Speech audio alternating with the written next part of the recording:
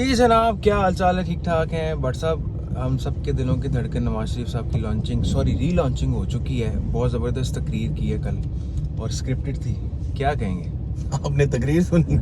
میں نے پوری تقریر سنی ہے اور واقعتاً جو ہے نا اس میں ایسی کوئی چیز, دو تین باتیں بڑی اہم تھیں کہ میں ایک تو جو ہے نا بدلہ نہیں لوں گا, اور اس کے علاوہ وہ تصویر والی بات بڑی ہیوی ٹانٹ ماری ہے خان صاحب کو. اچھا. اور بھی بڑی تین چار باتیں ایسی کی ہیں جو کہ منجن 75 سال سے بک رہا ہے کہ میں نے پیٹرول نہیں مہنگا کیا, میں نے یہ نہیں مہنگا کیا. تو آپ کیا کہتے ہیں؟ کیا آپ نے؟ میں نے اصل میں تقریر کے ٹائم پہ نا پاکستان انڈیا کا جو چیمپئنز ٹرافی فائنل جیتا تھا نا, اس کی ہائی لائٹس لگا لی تھی تاکہ ٹائم بہتر انجوائے کر لوں. میں نے نواز شریف صاحب کی تقریر نہیں سنی الحمدللہ. اچھا نہیں سنی؟ ہاں, پورے 59 منٹس کی تقریر تھی. اس کے کلپس گزر رہے تھے نظر سے, اور وہ جو ایک سینٹی سا سین چل رہا تھا, ایک پورا ڈرامہ وہاں چل رہا تھا, ایک سینٹی سا, وہ میں نے تھوڑا سا دیکھا ہے. ہاں شروع میں مطلب ایسے کر کے, لیکن بڑا ایموشنل تقریر, بڑی ایموشنل تھی.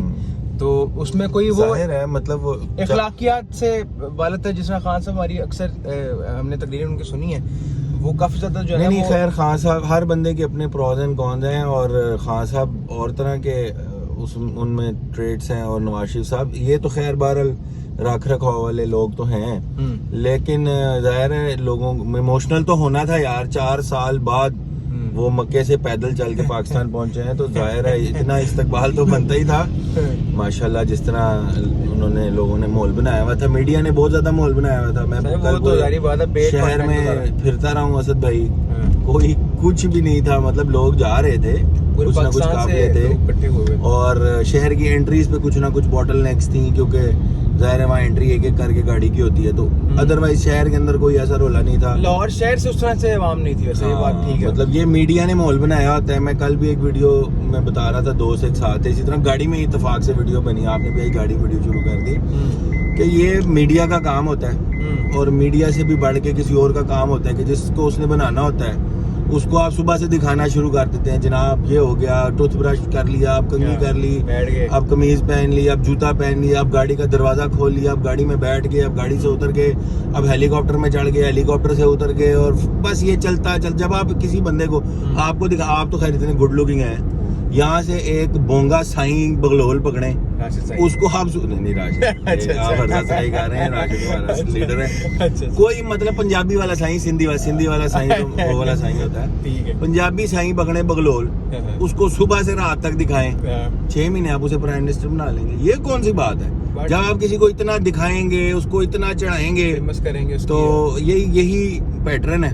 اسی پہ لیڈر تیار ہوتے ہیں, اور اسی طرح ہی لیڈر پھر ڈسمینٹل بھی ہوتے ہیں. میں آپ کو ایک پیشن گوئی کر دوں, جب عمران خان صاحب حکومت میں آئے تھے نا, میں نے اس ٹائم اپنے پی ٹی آئی کے دوستوں کو کہا تھا کہ جو عمران خان نہ لوئے گا نا تو اللہ کا پتہ جائے گا, اور وہ اب ہو رہا ہے.